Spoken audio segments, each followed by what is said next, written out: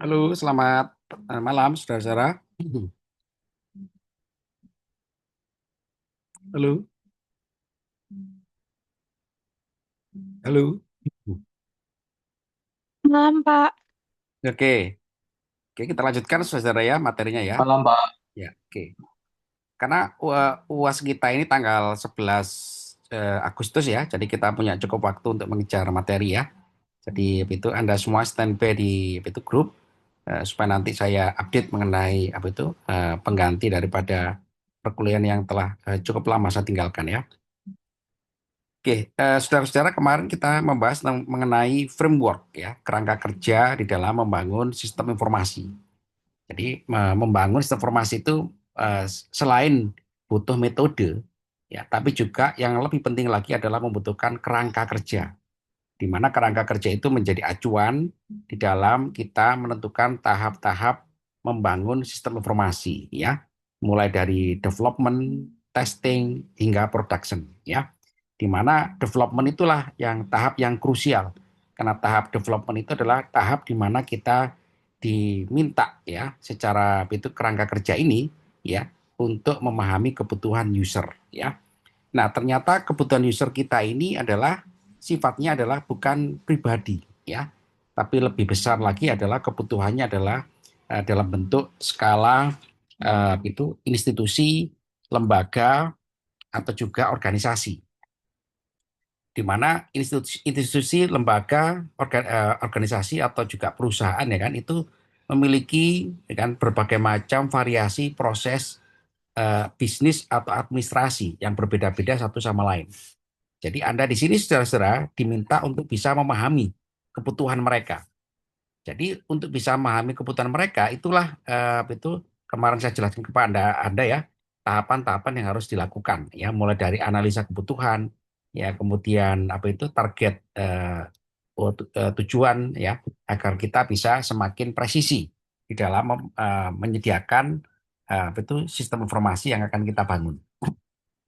Nah, saudara-saudara, setelah kita bisa mengenali dan memahami kebutuhan user ya dan juga kebutuhan-kebutuhan secara lebih umum atau juga lebih khusus, maka kita diminta untuk lebih dalam lagi, yakni agar bisa terrealisasi memahami kebutuhan user itu, maka dikonsepkan dalam pengembangan sistem informasi itu yang namanya konsep user interface atau UI ya. Jadi UI biasanya UI itu atau UX ya, user interface dan user experience ya. Jadi user interface ini dan user experience jadi satu sebetulnya ya. Jadi user interface ini adalah suatu konsep ya itu penggunaan daripada rancangan sistem informasi yang akan dibangun ya untuk digunakan oleh pengguna ya. Jadi interface itu adalah antarmuka ya. Jadi user interface ini adalah antarmuka yang akan dirancang agar itu terjadi interaksi antara pengguna dengan sistem ya. Jadi user interface ini fungsi sangat penting. Karena apa? Karena dialah yang akan nanti berfungsi untuk menerima daripada itu perilaku user di dalam sistem Anda. Nah, sebagai contoh adalah Anda saat ini menggunakan Zoom. Anda menggunakan Zoom, Anda memahami tombol-tombol yang tersedia, fungsi-fungsi yang tersedia. Nah, itu adalah salah satu contoh user interface, ya, perangkat antarmuka. Nah, untuk bisa merancangkan user interface ini sebagai antarmuka, ya, dengan pengguna, saudara-saudara, maka Anda diminta untuk bisa melakukan yang namanya pengenalan organisasi, ya. Jadi pengenalan pengenalan organisasi dalam bentuk struktur, ya. Dalam bentuk struktur ya kan, itu harus dipahami oleh Anda sebagai developer sistem informasi. Jadi kalau Anda mau merancangkan sistem informasi, Anda harus bisa memahami rancangan organisasi yang ada di sana. Ya, jadi ini yang seringkali dilupakan oleh anak-anak kita waktu tugas akhir kan membuat rancangan web penjualan, aplikasi penjualan, tapi melupakan yang namanya konsep user interface terkait dengan apa? Organisasi atau struktur yang ada di dalam perusahaan atau juga lembaga atau instansi. Nah, sebelum kita nanti membangun itu semua saudara-saudara, kita harus clear dulu ya. Lembaga ini struktur organisasinya seperti apa? Dia menjalankan bisnis, usaha, menjalankan dagang, menjalankan administrasi. Ini ternyata tidak semerta-merta itu tidak ada regulasinya. Dia ada ya itu yang namanya pranata organisasi atau tata kelola organisasi. Nah, tata kelola organisasi mulai mulai dari apa? Tata pamong, ya ada strukturnya.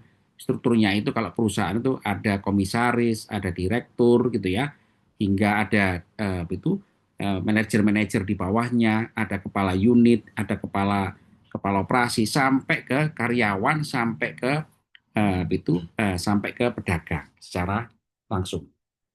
Nah, ini harus dipahami ya.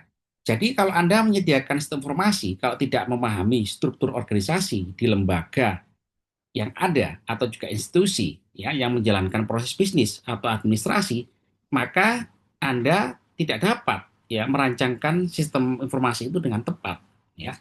Jadi di sini saudara peran Anda itu diminta betul-betul bisa memahami ya. Jadi ternyata apa? Dari struktur organisasi ini kita mengetahui apa? Mengetahui nanti desain daripada user interface-nya ya. Anda mengetahui bahwa user interface-nya itu ternyata berbeda-beda. Untuk komisaris itu berbeda ya, otorisasi data dan juga yang lain-lainnya. Bahkan juga di level direktur. Direkturnya juga ternyata lebih dari satu.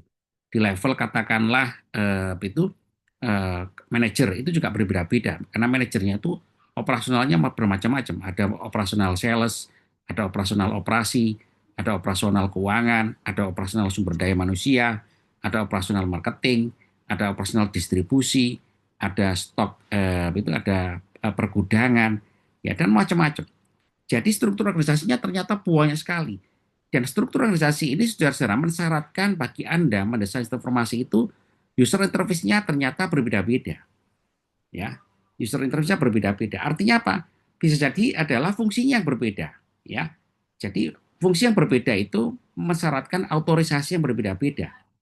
Ya, autorisasi berbeda-beda. Yang bagian SDM ya kan, dia administrasi di dalam masalah sumber daya manusia. Yang bagian operasi di industri di pabrik itu adalah bagian teknis terkait dengan supply engine karena dia bahan mentah menjadi bahan jadi.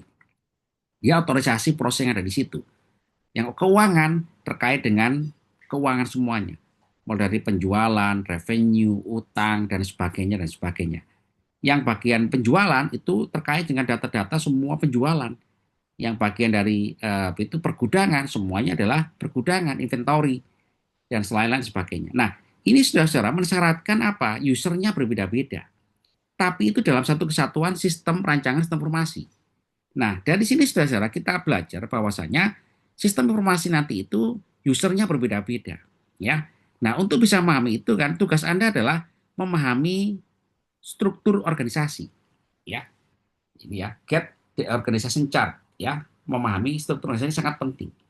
Nah, seringkali mahasiswa kita ini atau juga itu anak-anak kita ya, waktu dia merancangkan sistem informasi ini mengabaikan struktur organisasi yang ada di perusahaan. Sehingga apa? Bikin webnya bagus, web penjualan, aplikasi penjualan. Tapi usernya tidak dirancang dengan tepat. Di bagian mana ini usernya? Ya, ya itu karena apa? Karena satu unit aja itu penggunanya pasti banyak sekali. Misalkan keuangan, keuangan itu tidak satu orang, nggak mungkin keuangan satu orang. Ya, keuangan itu pasti banyak orang yang ada di situ. Ada yang bagian keuangan, bagian kasir, keuangan bagian perbanking, keuangan bagian penjualan. Hanya satu divisi atau satu unit aja keuangan, itu ternyata usernya banyak sekali. Nah, inilah kelemahan kita gitu kan. Kenapa terjadi gitu kan? Karena mahasiswa kita gitu kan tidak dikenalkan dengan yang namanya konsep daripada user interface. Jadi user interface ini adalah rancangan sistem informasi yang memperhatikan kebutuhan user secara spesifik dengan apa? Proses bisnisnya. Dan proses bisnisnya juga spesifik atau proses administrasinya juga spesifik. Sehingga apa? Sehingga usernya adalah spesifik di bidang itu. Nggak mungkin usernya itu, user interface ini dirancangkan sama antara pergudangan dengan keuangan. Sama, oh itu pasti fungsinya pasti akan kacau. Sehingga apa? Sehingga rancangan informasi Anda ini nanti tidak tepat ya. Yang mestinya adalah untuk pergudangan, ternyata user interface-nya bisa diakses oleh orang keuangan. Nah, gini ya. Ini berbeda-beda ya. Kemudian juga yang kedua adalah setelah Anda mengerti struktur organisasi mulai dari yang paling tinggi sampai yang paling bawah, maka Anda diminta untuk memahami peran di setiap unit atau di setiap struktur organisasi itu. Apa perannya? Karena peran itu nanti akan memunculkan yang namanya otorisasi, otorisasi proses, dan otorisasi fungsi, bahkan sampai ke level security. Nah, gitu ya. Ini yang sangat penting. Understand everyone's role ya in the organization chart. Nah, ini ya ini ya. Yang ketiga adalah mengasumsikan bahwa ada situasi politik ya. Dan situasi politik ini artinya gitu kan, artinya memahami mengenai kebijakan yang ada di dalam struktur organisasi. Kebijakannya apa? Kebijakannya adalah suatu organisasi atau suatu lembaga, bahkan juga suatu perusahaan, pasti memiliki yang namanya kebijakan. Yang kebijakan itu harus kita adopsi di dalam sistem. Nggak mungkin kebijakan itu diabaikan. Nah, ini bentuknya apa nanti dalam sistem? Bentuknya adalah bisa jadi juga autorisasi, ya. Autorisasinya berbeda gitu ya. Bahkan juga sampai ke data visualisasi. Sebagai contoh nih gitu ya, data keuangan. Data keuangan itu yang boleh mengakses siapa? Nah, itu kan politik ya. Jadi itu adalah asumsi bahwa di dalam rancangan sistem informasi itu ada juga pertimbangan politik. Nah, untuk bisa mengetahui ini saudara-saudara itu Anda harus tahu betul kebutuhan daripada pengguna.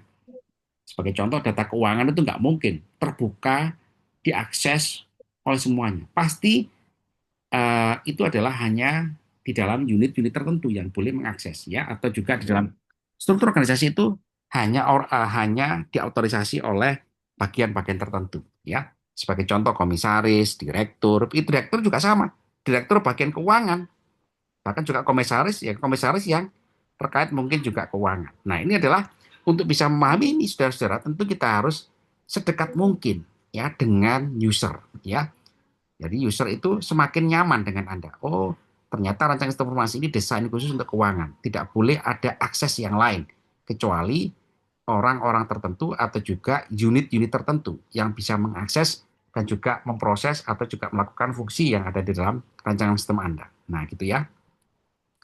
Kemudian juga itu, nah ini ya, mendapatkan informasi mengenai kemampuan user atau kayak kemampuan user dalam menggunakan sistem Anda. Ini juga sangat penting karena Anda merancang sistem informasi ini sebisa mungkin adalah user-user ini sudah memiliki technical skill, ya, technical skill untuk menggunakan rancangan sistem informasi Anda, ya, input data, ya, kemudian data yang kompleks, ya, menyediakan data. Ini semuanya adalah juga membaca data, ya, melakukan fungsi-fungsi operasional di dalam itu rancangan antarmuka web yang Anda rancang. Ini juga sama.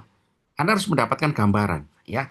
Mendapatkan bagaimana caranya? Ya tadi mengumpulkan informasi, melakukan kuesioner, gitu kan, melakukan interview, gitu kan, melakukan itu penelusuran di setiap unit organisasi. Nah, karena sistem Anda itu nanti digunakan oleh perusahaan atau lembaga atau instansi, sehingga Anda harus bisa mendapatkan gambaran mengenai kemampuan user Anda di setiap unit struktur. Nah, gini ya. Jadi Pak Komisaris itu nggak mungkin dia seribet itu. Komisaris itu tujuannya adalah strategis. Dia mendapatkan informasi akhir ya yang matang. Kenapa? Karena dia digunakan untuk informasi yang digunakan dari sistem itu digunakan untuk mengambil kebijakan. Karena di level komisaris atau level direktur dia adalah levelnya adalah paling tinggi. Sehingga apa? Sehingga informasinya itu harus akurat, cepat ya dan juga itu eh, analitik ya supaya apa? Supaya dihasilkan kebijakan. Nah, ini berbeda-beda, berbeda dengan di level-level bawahnya sampai level produksi. Kalau level produksi itu adalah level di mana peningkatan kinerja sesuai dengan fungsi unitnya masing-masing. Yang supply engine itu berkaitan dengan ketersediaan supply dan persediaan dan supply. Ya, itu dia berada di situ. Ya, barang masuk dan barang keluar.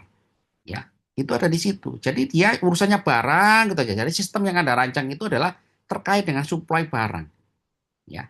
Dan itu adalah performansinya adalah apa misalkan di situ? Misalkan adalah itu informasi setiap bulanan, informasi setiap tahun, ya. Sehingga apa? Sehingga bisa dihasilkan suatu itu knowledge based system, ya. Yang bagian produksi juga sama, produksi itu terkait dengan output dan quality control, ya. Quality control itu semua ada di situ semua. Jadi semua unit operasional itu yang ada dalam perusahaan atau institusi itu terkait dengan apa?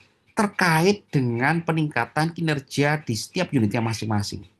Nah, di level direktur itu adalah terkait dengan performansi sistem, ya, performansi sistem secara secara umum, ya, karena dia, oh ini unit ini nggak bekerja dengan baik, ini nggak sesuai target. Nah, itu contohnya. Dari mana dia dapat informasi itu? Dari sistem.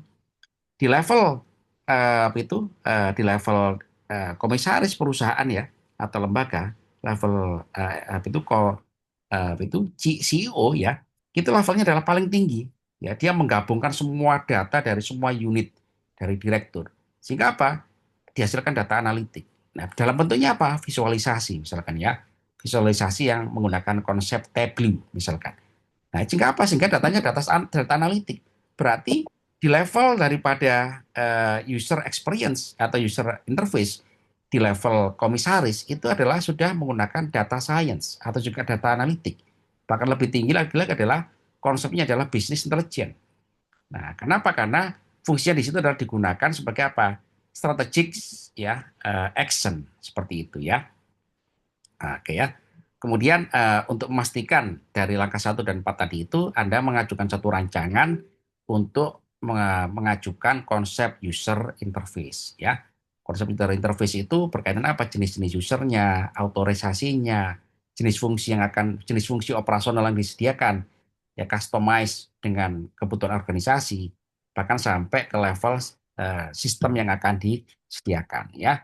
Tadi saya sebutkan untuk level CEO tentu levelnya adalah data kompleks, ya, dari semua unit, dari semua direktur, maka datanya adalah data science, ya, yang diolah menjadi big data menjadi business intelligence, ya, atau data analitik. Nah, seperti itu, ya.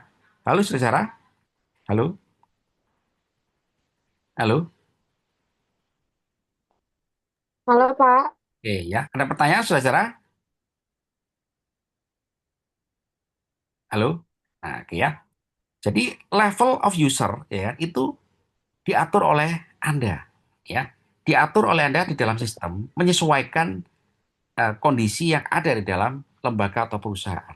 Jadi dari apa yang saya jelaskan tadi itu, Anda mengatur user leveling, ya. User leveling ini adalah penataan jenis-jenis user sesuai dengan struktur organisasi, bahkan juga sesuai dengan operasional organisasi, bahkan juga sampai ke level yang paling tinggi. Dari level user ini mensyaratkan apa? Satu, autorisasi data. Dua, security. Tiga, fungsi yang akan disediakan dalam sistem. Ya, keempat, ya, sampai ke level strategis, ya. Jadi sistemnya berbeda-beda. Untuk sistem yang CEO itu sistem yang paling kompleks karena dia adalah big data. Dia menggunakan konsep data analitik atau juga business intelligence, menggunakan teknik misalkan atau algoritma machine learning atau juga artificial intelligence. Di unit-unit yang katakanlah operasional, dia cukup input, proses, output, ya, cukup sederhana, ya, data-datanya adalah data-data real time sesuai dengan proses bisnis yang ada di dalam unit-unitnya. Misalkan tadi produksi, marketing, keuangan, ya, kemudian apa itu, inventory, stok, ya kan, dan lain-lain, ya. Jadi kalau di level CEO, di level eksekutif, ya, dia sudah di levelnya adalah big data, ya kan, sistemnya juga lebih canggih. Nah, gitu saudara, ya. Halo, halo, halo Pak. oke, ya. Jadi itu saudara, ya, konsep daripada user interface atau user experience, ya. Nah, user experience konsepnya adalah gitu kan, tentu user friendly, ya. User experience itu kalau Anda sudah menentukan user leveling, ya, ya itu jenis-jenis user yang sesuai dengan kebutuhan organisasi yang tadi saya jelaskan sangat berbeda, ya, dari bawah sampai ke atas, ya kan, dengan autorisasi yang berbeda, fungsi yang berbeda, ya, sistem yang berbeda, ya. Ternyata itu adalah eh, tidak boleh dilupakan adalah konsep mengenai user experience, ya. Semua user experience gitu kan harus dirancangkan dengan apa, ya, dengan katakanlah user friendly, mudah digunakan, ya, mudah digunakan. Pak, unit produksi kan unit paling teknis, betul, tapi waktu Anda merancangkan sistem gitu kan, itu memudahkan, ya, waktu dia input data, waktu dia mengoperasikan webnya, ya, sebagai interface-nya itu semua itu adalah dibuat semudah mungkin, ya navigasinya, ya. Jadi user experience itu, ya kan, tujuannya adalah user friendly, gitu kan, supaya bisa digunakan oleh user dengan mudah, ya. Karena apa? Menyesuaikan kebutuhan usernya, ya. Nah, saudara-saudara, itu hari ini cukup dulu ya penjelasan saya kan. Ini saya rekam, nanti saya unggah di YouTube dan Anda bisa itu menyimak ya. Halo, Baik, Iya, Pak. Pak. ya, oke. Nanti kalau Ya, Pak. pertanyaan, silakan Anda itu ajukan pertanyaan di forum ya. Oke, minggu depan, minggu depan, besok lagi saya terangkan mengenai tools of analysis ya. Dan sampai di itu pertemuan ketujuh ya. Ketujuh karena saya harus ngejar 7 kali ya. Terima kasih sudah saudara ya. Sampai ketemu lagi ya. Selamat malam, selamat belajar. Assalamualaikum warahmatullahi wabarakatuh. Waalaikumsalam. Bapak, Oh iya ya, Bapak izin. Kalau untuk tugas duanya bagaimana ya, Pak? ya tugas duanya tunggu dulu ya. Kita baru pertemuan kedua ya setelah UAS ini. Sabar ya. Saya bikin yang simple ya. Ah, iya, baik, Nanti Bapak, baik, baik. nanti terkait dengan UAS ya, gitu. Iya, Bapak, baik. Oke, Terima terima kasih, kasih ya. Pak. Ya, oke, yuk. Assalamualaikum warahmatullahi wabarakatuh. Waalaikumsalam warahmatullahi Waalaikumsalam. wabarakatuh.